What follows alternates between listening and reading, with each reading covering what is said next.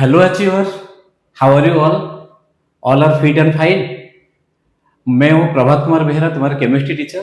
तो JEE main series अभी चल रहा है जैसे, तो उसमें हमने काफी सारे टॉपिक कवर कर ही लिया और तुम लोगों ने देख भी लिया होगा। तो आज जो हम डिस्कस करने जा रहे हैं, आज का जो टॉपिक है that is aromaticity and electrophilic aromatic substitution. Yes, electrophilic aromatic substitution.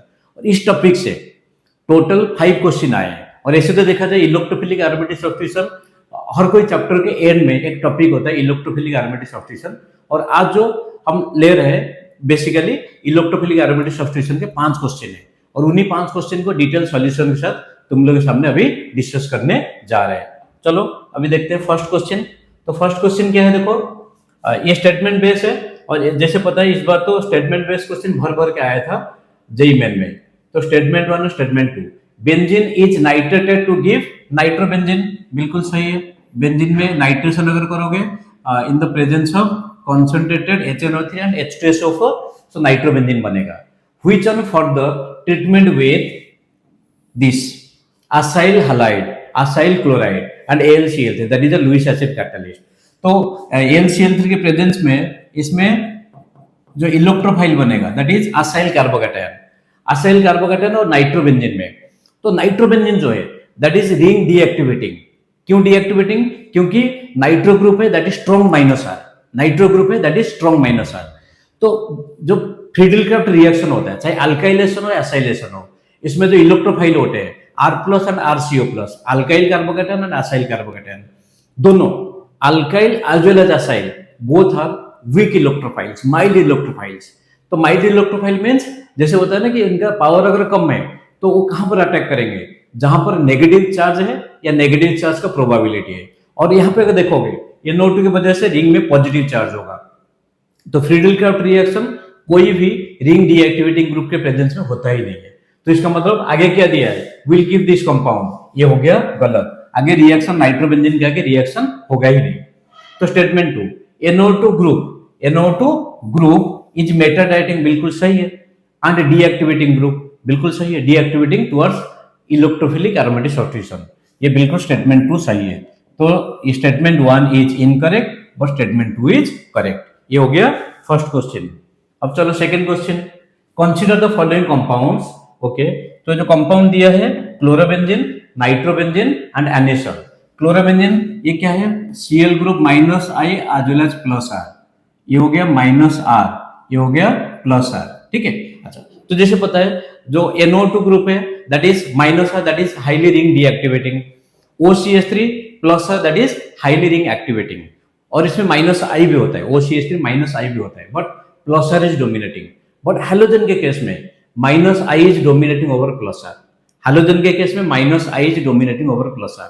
अगर माइनस आई डोमिनेटिंग है तो क्या करेगा, so that is ring deactivating, but that is ortho para directing due to the presence of plus R effect. तो halogen के special case होता है जो ring deactivating due to strong minus I and ortho para directing due to plus R effect. तो आप अगर देखोगे तो इसमें इसमें क्या दिया है, इंक्रीजिंग ऑर्डर ऑफ रिएक्टिविटी।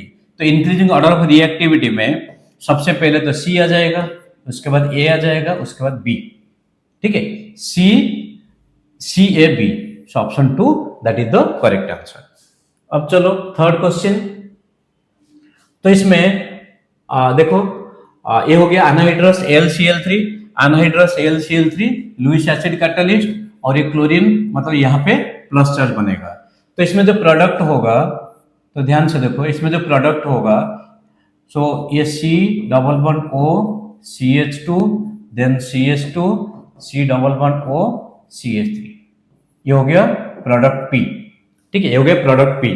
अच्छा, उसके आगे क्या दिया, एक्यूएस NaOH, एक्यूएस NaOH मींस बेस हो गया।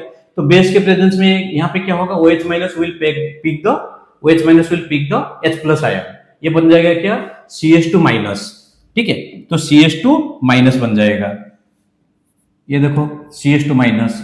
अच्छा, अब देखो ये जो कंपाउंड है it is the carbonyl compound जिसमें 2 कार्बोनिल सेंटर है।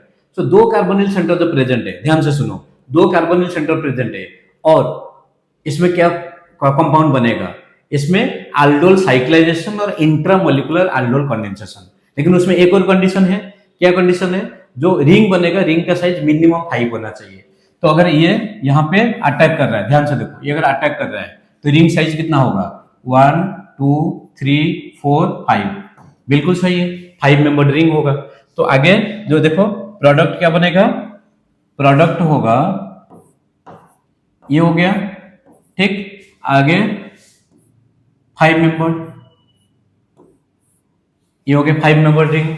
तो ये जो 1 पोजीशन है वहां पे OH होगा, OH, और जो 4 कार्बन है so that is going to make the double bond O, ठीक है, ये बन गया। अच्छा, उसके आगे क्या है, उसके आगे क्या है, उसके आगे दिया है OH ग्रुप स्टूडेंट यहां पे बनेगा, OH ग्रुप यहां पे बनेगा, उस पोजीशन पे नहीं, OH ग्रुप नेक्स्ट पोजीशन पे बनेगा, ध्यान से देखो, ठीक। अच्छा, ये हो गया कंपाउंड। तो OH ग्रुप अगर वहां पे बनेगा तो तो फिर ये हो गया डबल बॉन्ड। देखो कार्बन नंबर 1 मींस ये जो कार्बन है उसके पास OH हुआ, उसके 2 कार्बन के बाद 1 2 2 कार्बन बाद ये हो गया कार्बोनिल कार्बन, ठीक है। अच्छा, लेकिन यहाँ पे रिएक्शन खत्म नहीं हुआ, उसको हीट भी किया गया। जब हीट करोगे तो हीट करने के बाद जो प्रोडक्ट बनेगा, ध्यान से देखो, जो प्रोडक्ट बनेगा तो डबल बॉन्ड इस पोजीशन पे होगा और ये हो गया दिस, नहीं, डबल बॉन्ड नेक्स्ट पोजीशन पे होगा। रीजन क्या है, क्योंकि it is going to make, ठीक है, डबल बॉन्ड इस पोजीशन पे बन गया। अच्छा, तो ये हो गया प्रोडक्ट Q। तो इसमें पूछा है the percentage of oxygen, so percentage of oxygen that is mass of oxygen 16, क्योंकि एक ही ऑक्सीजन है और इस कंपाउंड का मास आप देखोगे 157 इंटू 100, ये आ रहा है 10.19%। इसका मास कितना आ रहा है, 10.19%। तो ये आंसर इज 10.19%। Clear students. अच्छा, अब next method use for separation of mixture of product B and C। तो पहले देखो ये ब्रोमिनेशन हो गया, तो ब्रोमिनेशन में बेंजीन में जब ब्रोमिनेशन होगा तो ब्रोमोबेंजीन बनेगा। तो कहां पर ब्रोमोबेंजीन बनेगा, कहीं पे बन सकता है क्योंकि all the 6 positions are identical. तो ब्रोमोबेंजीन में अगर नाइट्रेशन किया जाए so bromine is ortho para directing, तो यहाँ पे ब्रोमोबेंजीन में ये प्रोडक्ट बनेगा ऑर्थो पोजीशन पे और प्रोडक्ट बनेगा पारा पोजीशन पे। ऑर्थो पैरा मिक्सचर को आप सेपरेट कैसे करोगे, बाय फ्रैक्शनल डिस्टिलेशन। उसके आगे क्या पूछा था, method use for separation of mixture, इसको जो प्रोडक्ट होगा that can be separated by using fractional distillation, जो कि आपका एनसीईआरटी क्लास 11 सिलेबस कौन से chapter, that is some basic concepts of organic chemistry separation of mixture. चलो लास्ट क्वेश्चन पहुंच गए। तो लास्ट क्वेश्चन क्या दिया देखो, identify the correct statement, multiple statement है। The presence of NO2 group, NO2 group का नेचर क्या है, दैट इज स्ट्रॉन्ग -R। तो -R ग्रुप जब प्रेजेंट होता है रिंग में, so that develops positive charge in the ring. अगर पॉजिटिव चार्ज रिंग में डेवलप होगा, खुश हो जाओ, अगर पॉजिटिव चार्ज रिंग में डेवलप होगा तो नेगेटिव चार्ज अटैक कर सकता है। नेगेटिव चार्ज मींस न्यूक्लियोफाइल होगा, तो न्यूक्लियोफिलिक अटैक या न्यूक्लियोफिलिक सब्स्टिट्यूशन आसान होगा due to the presence of -R group और NO2 group.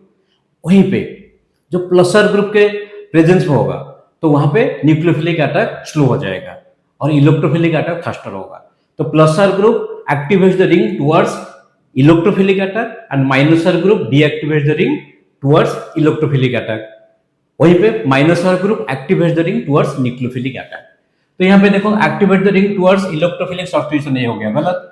Deactivate the ring towards electrophilic substitution नहीं हो गया, सही।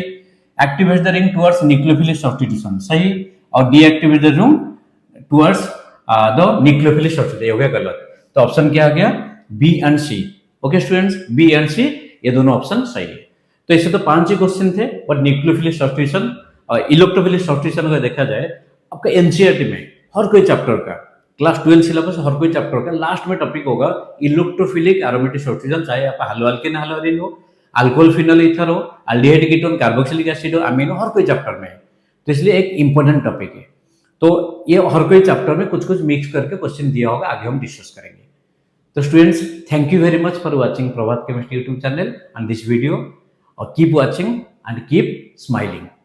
God bless you all.